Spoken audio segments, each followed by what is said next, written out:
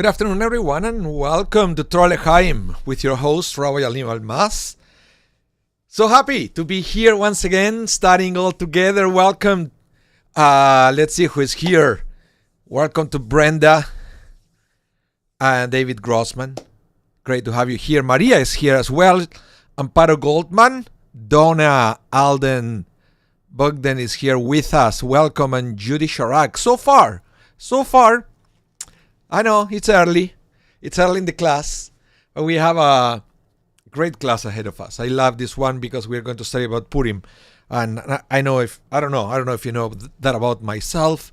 Purim is my favorite festival. Very little. How can I say it in a way that it will sound nice?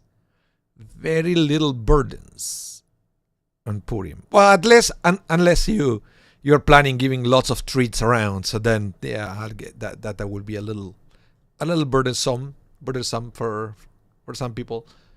But other than that, if you compare, Purim with Pesach, with everything you have to do in Pesach or Sukkot, that you have to get a sukkah and build it, or even the high holidays, and spiritually we can achieve so much in Purim with so little.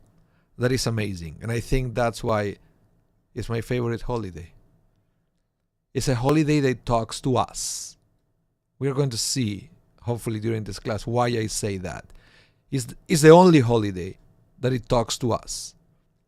People living in the 21st century. All the other festivals, holidays, they seem to be something, or they feel like they are something that happened thousands of years ago, which indeed, it did happen thousands of years ago, but Purim never gets old. Purim talks to our generation. Be patient. We're going to talk about that. Okay? So we are still giving a few more minutes to more people to show up to the party.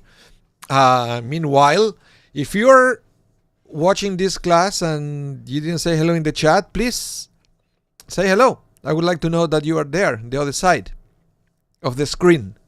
We have some people that they were brave enough to do it, so thank you so much. And we are going to start shortly. Meanwhile, I'm gonna have my coffee. Here it is. I always like to bring my coffee to the class. I don't know, maybe I should have showed up in costume for Purim, right? Too bad.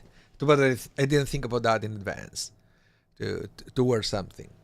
I just did a concert a couple of days ago for a group of seniors. So did a Purim concert, and I did go wearing a costume. And I should have done the same for you guys. Sorry. But I am going to be wearing a costume next week when we are going to be reading the Megillah at Temple Shalom. So if you have a chance to come in person, don't miss that one. I know many of you, they like the online thing. Many of you, they have no other option. But if you can, do your best to come to this one because it's going to be a spectacular Megillah reading. Traditional.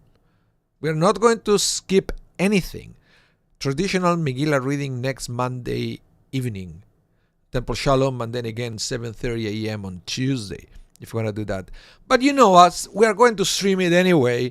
So if you cannot make it, don't worry, don't freak out. It's going to be there online as well, so you can follow it from home and fulfill the mitzvah of listening to the Megillah. Okay, so don't worry about that. Don't worry about that. I know that some of our regulars are not here. I'm wondering if they're busy or what's going on. I will one more minute, couple more sips of coffee, and we are going to start studying about Purim. If you're doing anything specific for Purim, let me know in the chat. I want to know. Ruvain is here. Welcome. I want to know what you guys are going to do for Purim.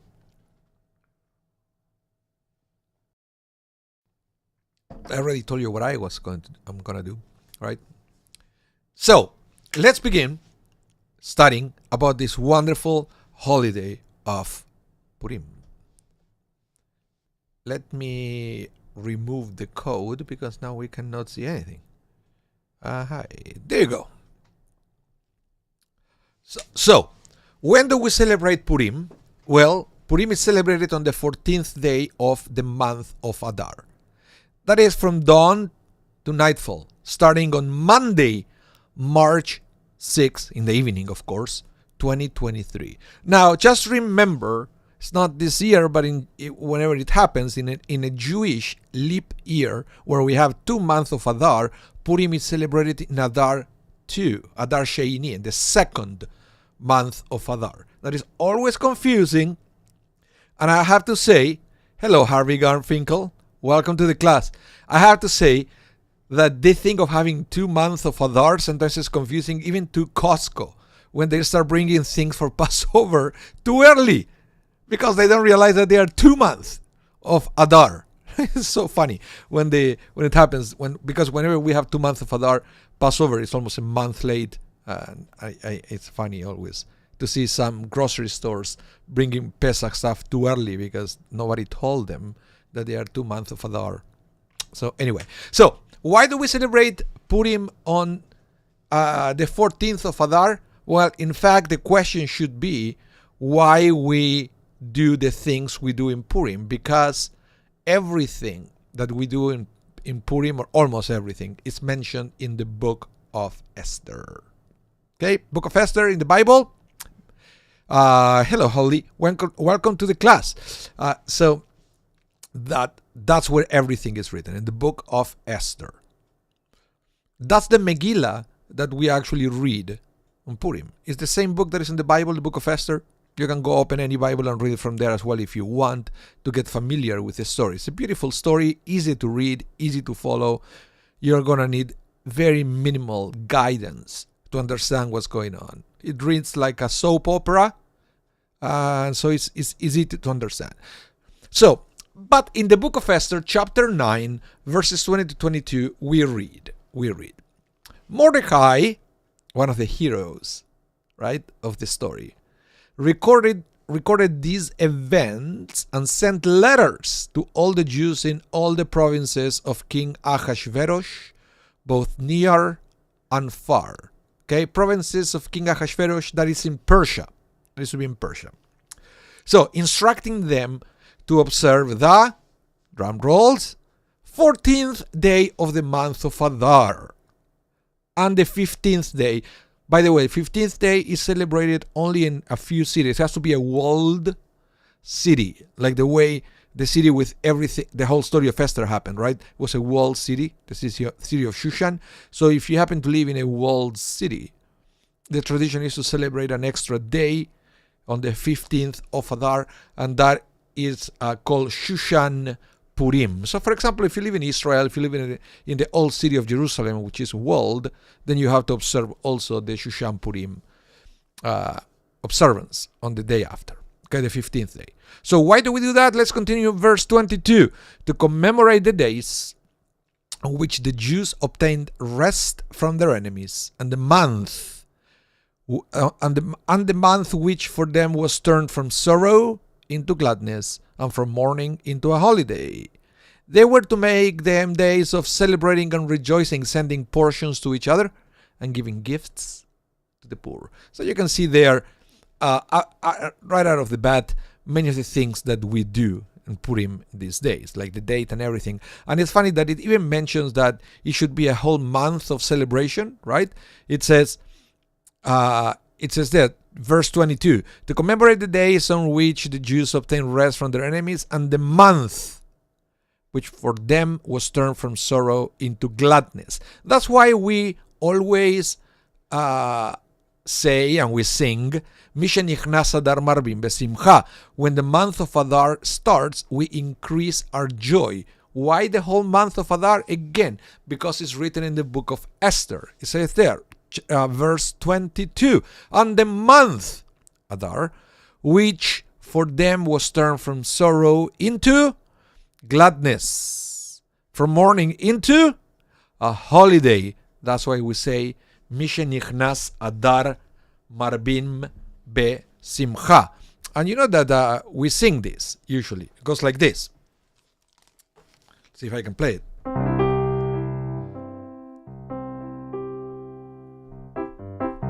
משנכנס אדר, משנכנס אדר, משנכנס אדר מרבים בשמחה, משנכנס אדר מרבים בשמחה. That's one way to sing those words. Mishenichnas Adar Marvim Besimcha. When the month of Adar begins, we increase our joy. And why we do that? Esther 9, chapter 9, verse 22 said so, and that's why we believe that we should be increasing our joy during the month of Adar. Okay? But there is another thing that we do during the month of Adar, and and this is the funny thing, because I've noticed in many synagogues that people learn about this during Purim, and then once you learn it, it's too late, right? So that's why I wanted to teach it to you right now. I'm talking about the tradition of the half shekel. The tradition of the... Donna, you said, can we wear costume on Monday at the synagogue? Yes, you have to. You have to. I'm going to be talking about that later in the class, okay? I'm going to go one by one all the things we do for Purim, okay? So stay tuned. Stay tuned for that. But I wanted to talk about the half shekel because this happens before Purim. There are three things that happen before Purim. Increasing the joy during Adar, the half shekel, and the fast of Esther, okay? So let's go in order. Already talked about increasing the joy during Adar. Let's talk now about the half shekel. Now, on the eve of Purim, and actually, I should correct myself, is until the eve of Purim. So you have from the beginning of the month of Adar up to the eve of Purim, okay, to do this of the half shekel. So there is a custom to donate money to the synagogue, okay? So this is charity, but it's not given to the poor. This one is specifically given to the synagogue. This is going to be another donation that we do during Purim, that one goes directly to a poor person. But this one, half shekel, is something that we do to the synagogue. So, I go again. There is a custom to donate money to the synagogue, a commemoration of the half shekel, donated annually to the temple treasury during the month of Adar. We make three donations because in the Torah portion dealing with the half shekel, Exodus chapter 30, verses 11 to 16, the word terumah, offering or donation, appears three times. And I put right there, you can see it, it's a photo of an archaeological finding of how was the real half shekel that we used to use at the times of the temple. It was a real thing. People needed to get a coin of the half shekel to donate to the temple. Okay? We don't have the temple anymore, so this is kind of a tradition that the rabbis decided to keep alive to remember what used to happen, and it's a beautiful thing to have at least once a year where we make a donation to the synagogues. Because remember, the half shekel was brought to the temple, and it was that money, that silver, used to be used to like for operational things back in the day. They needed resources to keep the temple going, and one way was this. Back in the day, again, it was mandatory. The donation of the half shekel in these days is more like a tradition, but it's still a beautiful thing to do. Okay, so once again, back in the day, it used to be half shekel. In these days, because it's traditional, what we do is we bring three half shekels. In other words, we make a donation of 1.5 shekel to the synagogue. Why? Because the word donation in the section of the Torah that deals with the half shekel, the word donation appears 3 times. That's why, okay, remember, you want to do it, you have to do 1.5 shekel.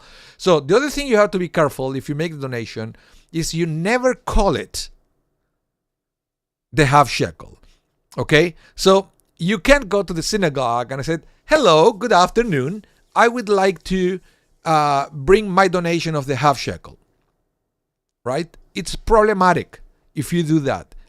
Let me explain, and I will read here. The expert in Jewish law explained that nowadays one should be careful not to call this donation the half shekel, rather in commemoration of the half shekel. So in other words, you go to synagogue and say, good afternoon, I'm coming here to make my donation in commemoration of the half shekel.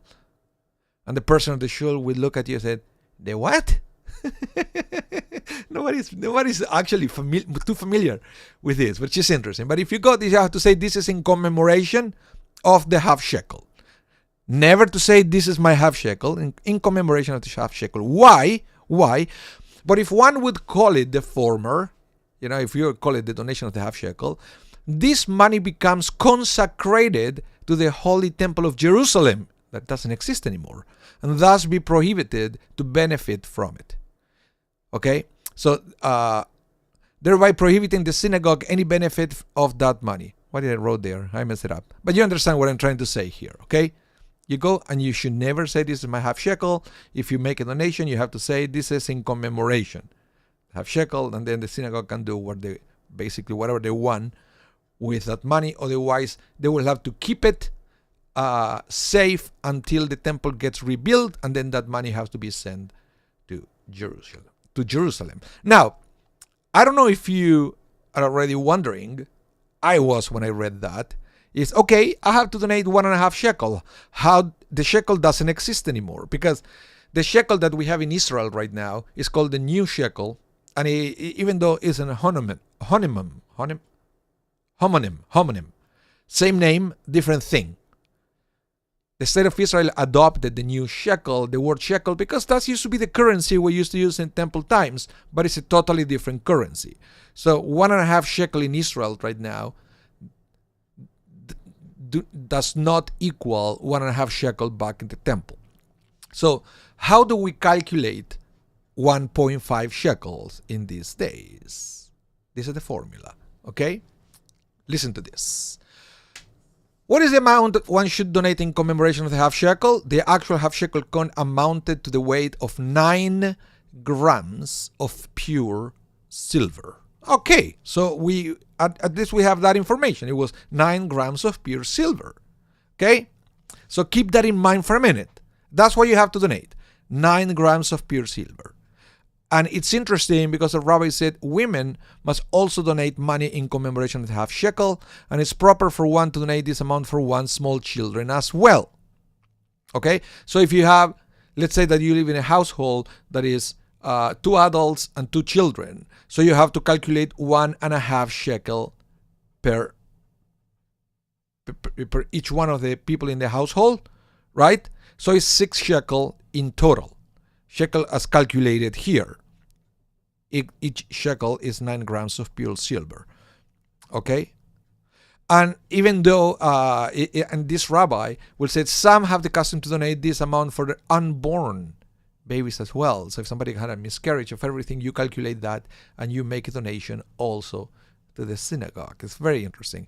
And you can tell this ruling was written in the late 1800s, early 1900s. So it's very old. It's a very old tradition that we have. Okay, let me teach you now how to calculate your donation if you want to fulfill this mitzvah. It goes like this. The way to calculate this sum is as follows. A troy ounce of silver. I hope, bear with me. I actually did my homework. I went and calculated everything. I used my calculator to give you the exact numbers. Okay? So, yeah, I was that crazy to do that. But it's all for your benefit, guys. So I can teach you this in the proper way. So the way to calculate this sum is as follows. A troy ounce of silver consists of 31.1 grams. Okay?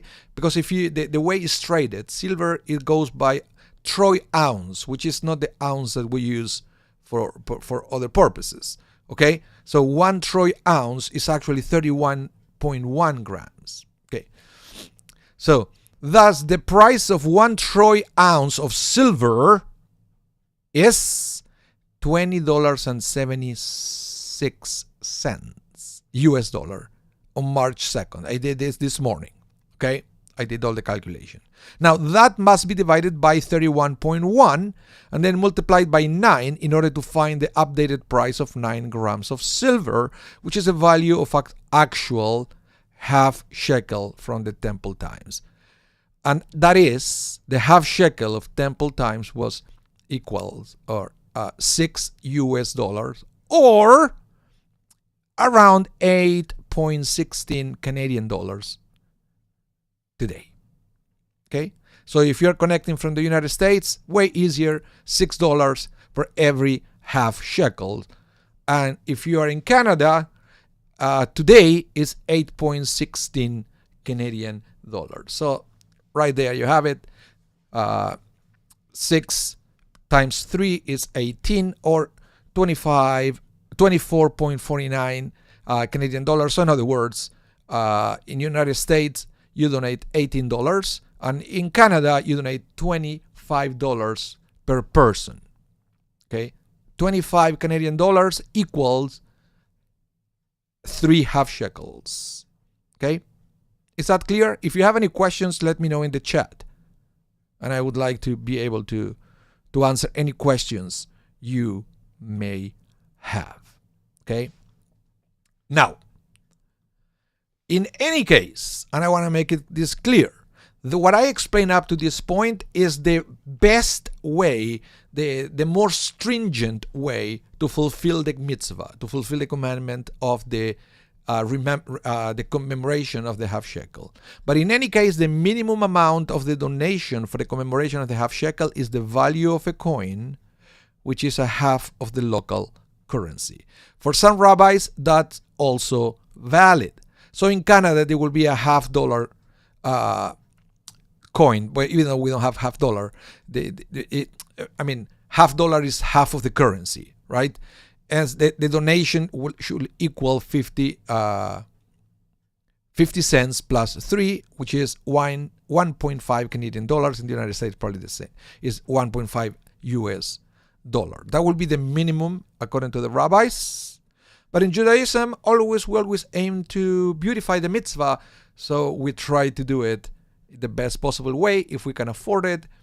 And that's what I want to tell you. And again, many people, the first time they hear about this tradition of the half shekel is in the synagogue when they come for Purim, and it's already late. It's gone. You have to do it before Purim. So that's why I wanted to use this classroom to let you know about this a little bit of an unknown tradition that we have for Purim. Any questions? I see the chat is very quiet. I hope you're still there.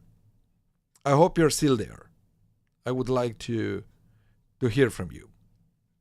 Okay? No questions?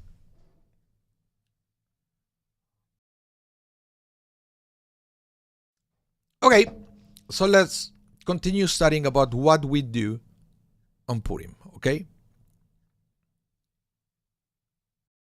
You can donate on Monday, yeah.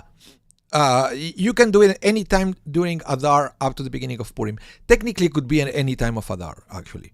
But the tradition is to do it before Purim starts. Because, as I mentioned before, we sing Mishenichnas Adar Marvim Simcha.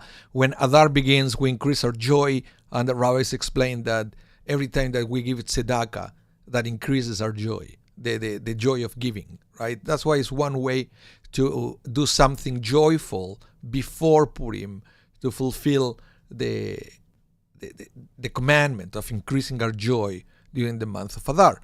And that's why, but yes, of course. Great. Let's continue now with more things that we do now. The last thing we do before Purim is the Fast of Esther. Fast of Esther. That is going to be this coming Monday all day, okay, until dark. So you start fasting as soon as when you wake up in the morning, right? And then you stop fasting once it's dark, usually after the reading of the Megillah. It's called the Fast of Esther. And why do we do that? Listen to this. This is from the book of Esther, chapter 4, verses 15 to 17.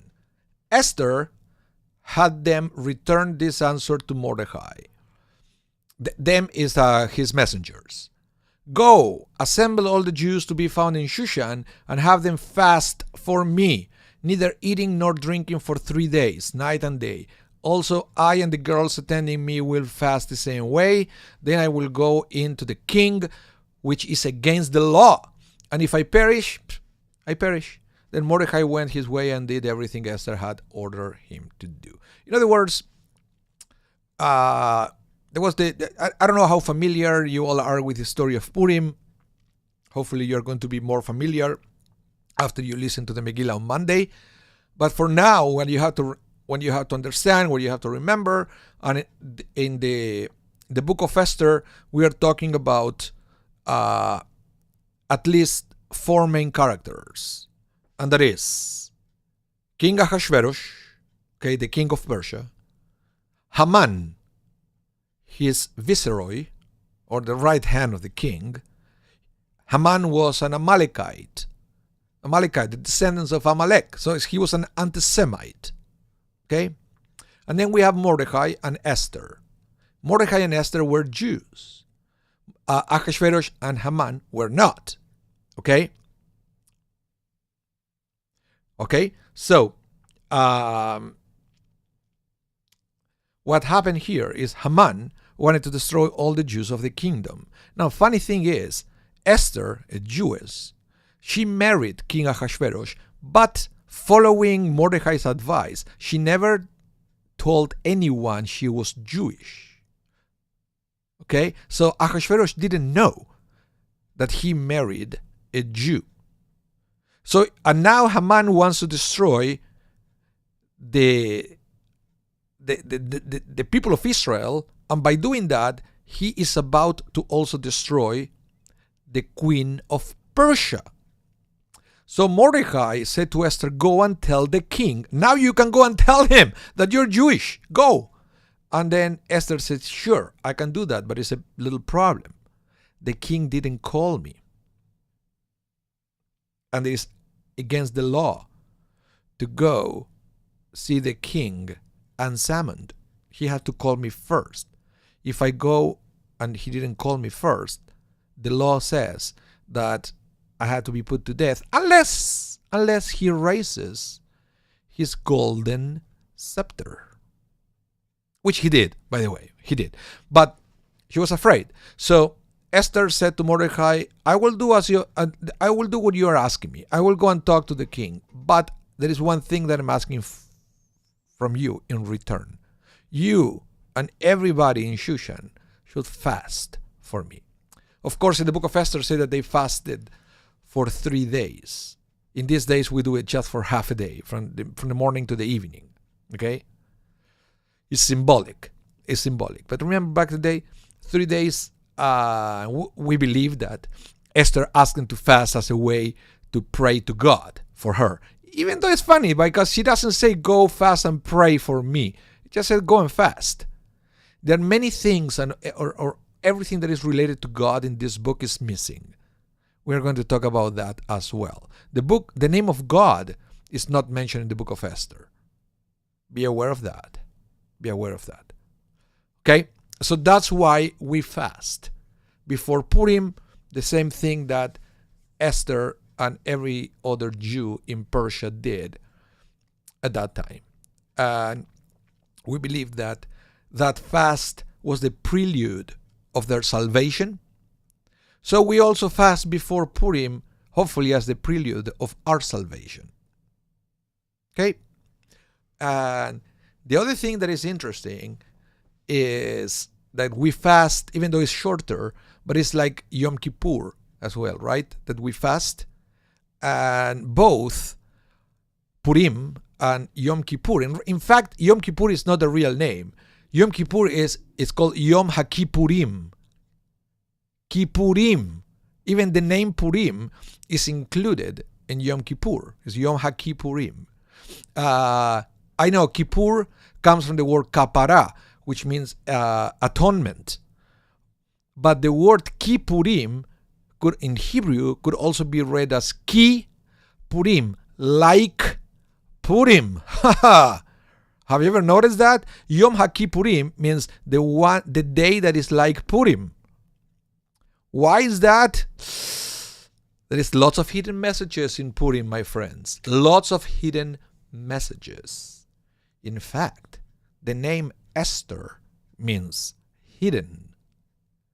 And God is hidden in the Megillah because the name of God is not there. But it doesn't mean that God is not there. Just the name is not there.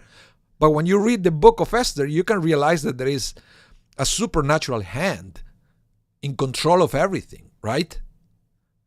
But not in an explicit way. So he's talking a lot about the way we perceive life. And that's what I said at the beginning, that Purim is the closest festival to the way we experience life. Think about that for a minute. Okay, so for now, I already mentioned the three things we do before Purim. Number one, we increase the joy on Adar. Number two, we give a donation to the synagogue in commemoration of the half shekel. Number three, we fast. Okay? After the fast is over, we enter into the festival of Purim. And what do we do? Well, perhaps the most significant thing we do, you can see it there, we read the Megillah. Okay?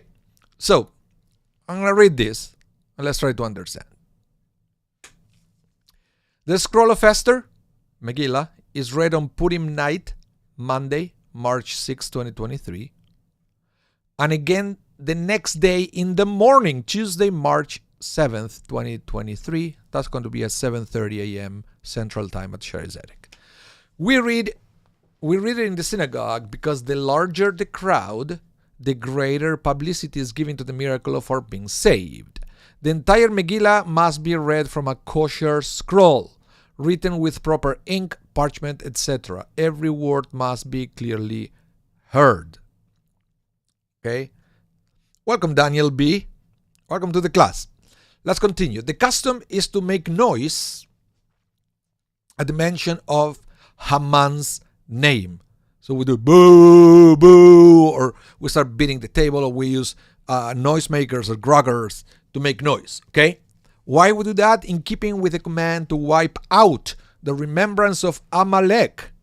Remember, Haman was an Amalekite. Similarly, the Shabbat before Purim, which is this coming Saturday,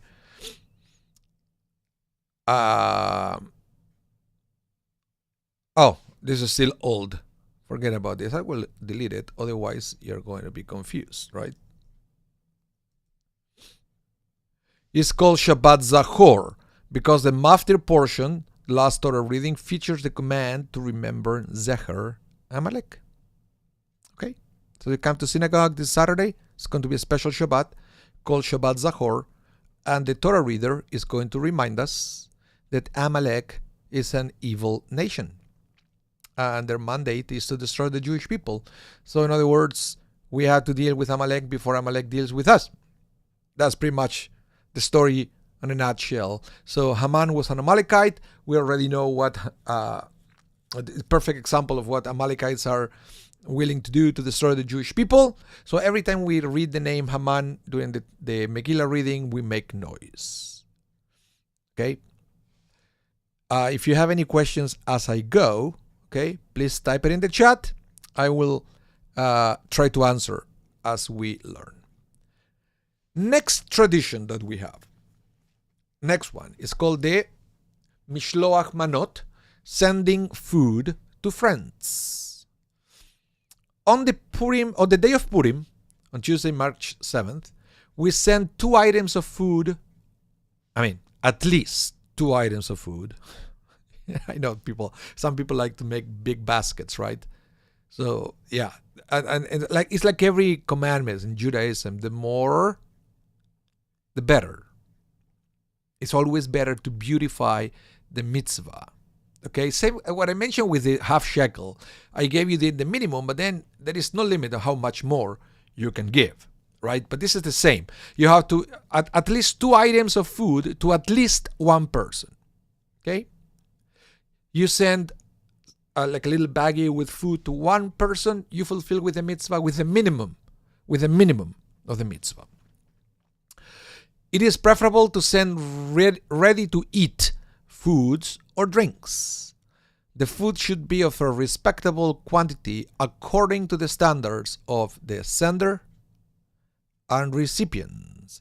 And this is something that I learned recently. Like, for example, if you live in a Jewish neighborhood in Brooklyn in the United States, you will see that they have a different way of doing it, and there are certain expectations of how much food to send or to receive.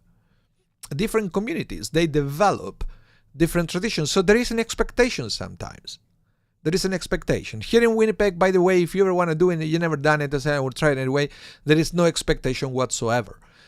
If you send somebody one hamantashen and one orange, for example, one apple, 2 items, one person is totally acceptable and it will be welcomed and people won't be disappointed. But you should know, sometimes, if you go to Israel or things, people have different traditions on how to do it, what to expect and what to send. Okay? So it's something that if you ever move to another community, you always ask. You ask around. What is the expectation for the Mishloach Manot? Okay? Let's continue. The reason for this mitzvah is to ensure that everyone has sufficient food for the Purim feast. More to the point, this increases love and friendship between people, providing an ideal opportunity to embrace our fellow Jews, irrespective of any religious or social differences. After all, Haman did not discriminate among us. For this reason, it is particularly good to give gifts to those who you may have had an argument with, or someone new in the community who needs a new friend. Okay? So, this particular mitzvah, Mishloach Manot, is oriented specifically, at least as a baseline, to a Jew. You know, when I say the minimum is to say 2 things to one person, that person should be a Jew. Above that, you can give this to whoever you want. But this is usually a gift to people who celebrate Purim in some way. Because I realize that there are non-Jewish people that they are very close to Judaism and they celebrate Purim. So yes, you give, if you know such people, is proper to give them food, or to give them to do the Mishloach Manot by sharing things with them. This is specifically designed to be shared with people who celebrate Purim. Okay? Why do I say this? Because there is another mitzvah that is similar, but this is open for everyone, not just for Jews, which is the matanot la'evyonim, the gift to the poor. Okay? Give to the poor. And how do you do this? On the day of Purim, Tuesday, March 7th, it is also a special mitzvah to give money to at least 2 poor people. And this is called matanot la'evyonim. Each poor person should be given at least the amount of food that is usually eaten at a regular meal, or the amount of money required to buy this. You follow? Okay? If you do not know who is qualified to receive the gift, then give the money to an authorized charity collector who will distribute the money on Purim for the purpose of fulfilling this mitzvah. There are some places, some communities that they organize this, but basically all you have to do, go out. I don't know. I know we have people living in different places in the world, right, that connect to this class.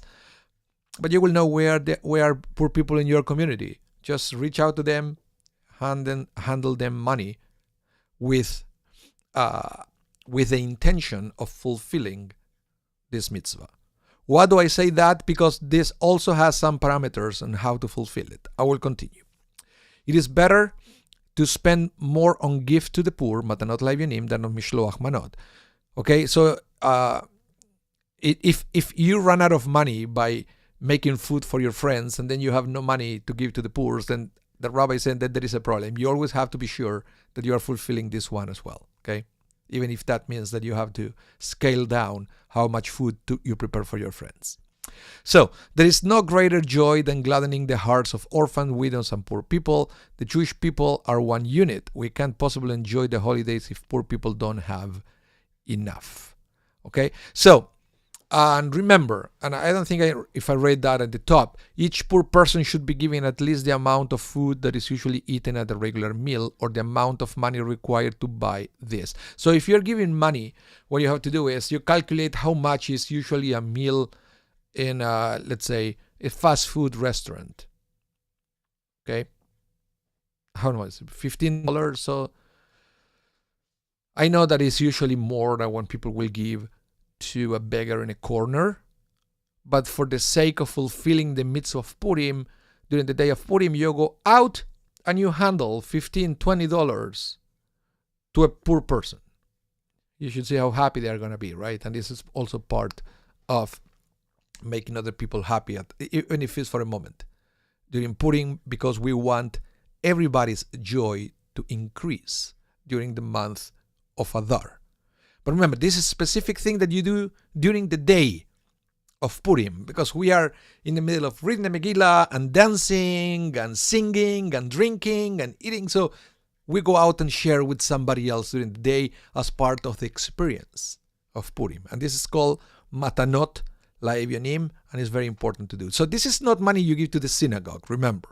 That was the half shekel. This is something that you specifically go look for a poor person to fulfill this mitzvah. Any questions? Just type it in the chat. Okay, let's continue. Now, this is very interesting. The Purim meal. The day's grand finale is the festive meal. The Purim Seudah feast should begin during the daytime on Tuesday, March 7th, and extend until after dark. And I say this is interesting because it's all the opposite of the way we have our festive meals for all the other holidays. We always have the festive meals before the holiday, right? And in Purim, we have it at the end. It's different. It's a totally different concept, okay? That's the way, that's the way the tradition came to us. Now, there is another tradition this is always like a... Some people are like, really? Do we have to do that? No, you don't have to, but let me explain. There is a tradition of the Atloyada, until one no longer knows. Have you ever heard about this one? It's in the Talmud. Rava said, a man must become so intoxicated on Purim that he cannot tell the difference between cursed be Haman, the bad guy, and blessed be Mordechai, the good guy. Very interesting. So that's why you may have heard the tradition of getting drunk on Purim. It's called Adloyada.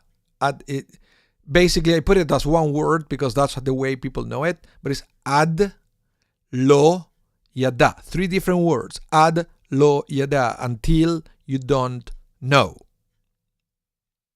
Talking about the drinking. Now, remember, this was a big deal during the time of the Talmud, when society was very different. Number one, remember, they didn't have hard liquors. They didn't have whiskey or anything like that back then. So most alcoholic beverages were what they would call beer, which means fermented things, or worst case scenario was wine. Which, by the way, I was understood back in the day, it wasn't as strong as it is in these days. It was diluted. But also the chances to create an accident if you were tipsy or drunk were way different than they are today, when most people will drive cars or take stairs up and down. So it's a very different kind of society. So we are very careful on how we fulfill this. We don't have to get intoxicated. If you want to drink a little bit to feel a little tipsy, that's it. But no beyond that. You don't have to do it. You don't have to do it because we recognize the dangers. And in Judaism, we all will always believe that life is the most important thing. And if you recognize that by fulfilling this mitzvah, you're putting yourself or somebody else at risk, then you should not do it. Any questions about that? Have you ever experienced this? Have you ever seen anybody who actually observed the Adloyada? I would like to know. Okay, The next thing, Donna, I'm going to answer now when you ask at 12:13 p.m. I'm sorry it took this long to answer that. You were talking about the costumes, right? Is the masquerading. It's a big thing on Purim. Traditionally used to be to cover their faces. These days it evolved into wearing a costume. Okay? But this is what it is. So, why do we do that? One of the interpretations is this is a way of emulating God, who disguised his presence behind the natural events described in the Purim story, and has remained concealed yet ever present in Jewish history since the times of the destruction of the first temple. Since charity is a central feature of the day, when givers and receivers disguise themselves, this allowed greater anonymity, thus preserving the dignity of the recipient, for example. Persian exile throughout the Purim story, and since hides behind, alludes to hidden aspects of the miracle of Purim, which was disguised but by natural events. Okay? So this is interesting. Name of God is not there. Esther was hidden in the palace. Nobody knew that she was Jewish. Haman tried to destroy the Jewish people. In order to do that, he created a lottery to decide when the destruction was going to happen. And that's why, by the way, guys, the holiday is called Purim. Purim means lotteries. Pur means lot. Purim, plural, lotteries. Because Haman did it that way, and sometimes it was the belief that it was a random number, but in Judaism we believe that nothing is random. So a lottery may look like it's a random thing, but it's not. God is always in control of everything. That's why, for example, when the Jewish people needed to divide the land of Israel among the tribes, they conducted a lottery assigning one portion of land to one tribe. And that was understood that the lottery was used for us to know God's will. So we Jews believe that even the lottery, something that some people will say is the ultimate random thing, a lottery, for us is not random at all. Everything is under God's control. So remember, Book of Esther, everything is hidden. Everything is hidden. That's why we wear a costume, to hide ourselves. Okay? So yes, people come in costume to the synagogue to listen to the Megillah. Oh, thank you, Judy. Have a wonderful day. We are almost 10 minutes away from the end anyway. So, the other thing, the one that everybody was looking for and waiting for. What do we eat on Purim? Traditional foods. Okay? Can you see that? Traditional food there.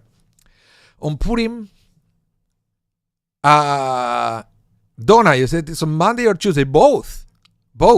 We start wearing the costume when we come to the service for the Megillah in the evening, but then if you come back in the morning, also costume. Yeah.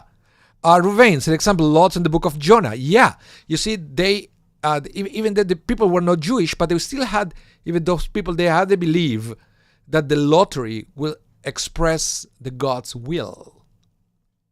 Right? That's why the book of Jonah, the crew of the boat, they casted lots to see who was the one bringing a curse among the ship. And that they use a lottery for that. Yeah.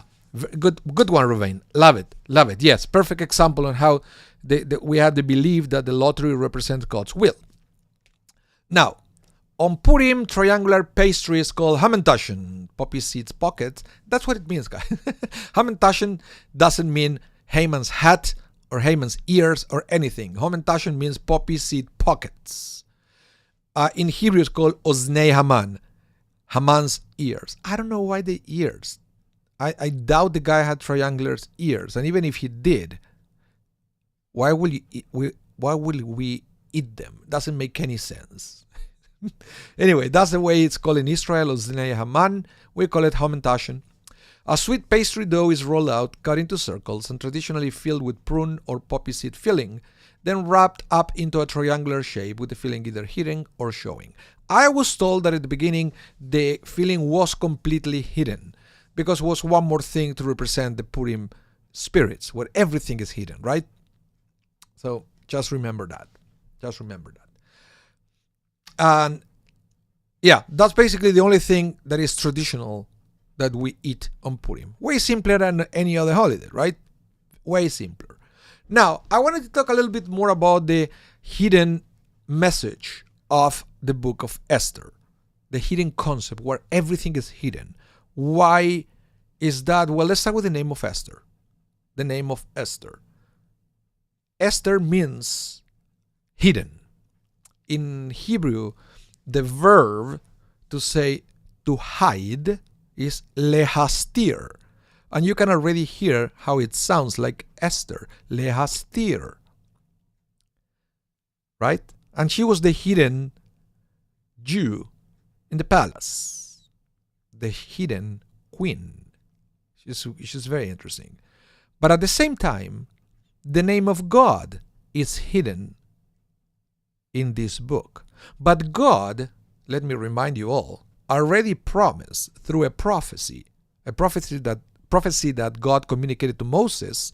God promised that the Jewish people were going to sin and transgress and forget God's laws, the mitzvot. They're going to forget the mitzvot. And when that happens, God is going to hide his face. God is going to be hidden. And this is the time when the book of Esther happened, that it was during the exile, and that was when the people of Israel were exiled from the land of Israel, and the temple was destroyed, according to the Talmud, because of their sins, because of their transgressions. And after they were exiled, God hid his face. So we are reading now the book of Esther, which actually happened during the times of God hiding his face. By the way, we are also living such times. And that's why I say that this festival speaks to us, because we are a continuation of that. We are also living in exile. We're also living times where God is hidden his face. We don't see miracles in the same way that we read about them during Pesach, for example. That's why Pesach and Purim are two different coins, two different sides of the same coin. Pesach, everything is supernatural. Purim, everything is natural. But it doesn't mean that God is not there. It just means that God is hidden. And like everything that is hidden, if you know where to look for, you're going to find it. Hidden is only hidden for people who don't know where to look. Right? Never forget that. And we believe, we as Jews, we do know where to look. We do know that God is in nature, that God is in everything we do. So yeah, for many people, they may go through life experiencing a godless life because they cannot see God, but we can appreciate that God is hidden and that we know where to look for it, where to look for God. So, look at this. It's mind-blowing. Where is Esther alluded to in the Torah? As it is written in Deuteronomy chapter 31, verse 18. Listen to this. God said to Moses, Va'anochi haster panai bayom ha'u al kol hara asher asa ki fana el Elohim acherim. But I will be hiding my face. How does the Torah say hiding? Haster, astir. Esther, Esther. I will be hiding my face from them because of all the evil they will have done in turning to other gods. So God already said, I'm going to be hidden. And that's why God is hidden in the book of Esther. Very interesting. Hello, welcome Lee Arthur Solomon. Welcome to the class. Okay.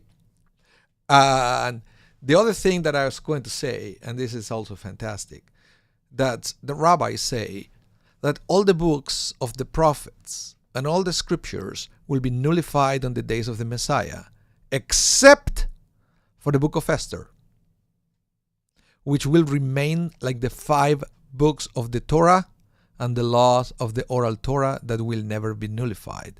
The days of Purim will never be nullified. So basically said, right now, the book of Esther is like its experience as a post-biblical festival. But it said that in the days of the end of the world, all the things for the book of prophets are going to disappear, and Esther and Purim will be upgraded to the same level of Pesach, Shavuot, Sukkot, Rosh Hashanah, Yom Kippur. Okay? It's very, very interesting. And why is that? Why is that? Let me explain. Because the rabbis say that on Purim, the Jews committed themselves to the Torah without any pressure from Moses or from God. Let me explain. You see, there is a beautiful midrash that says, it's midrash based on Exodus 19:17, that there we read, and Moses brought the people out of the camp to meet God, and they stood at the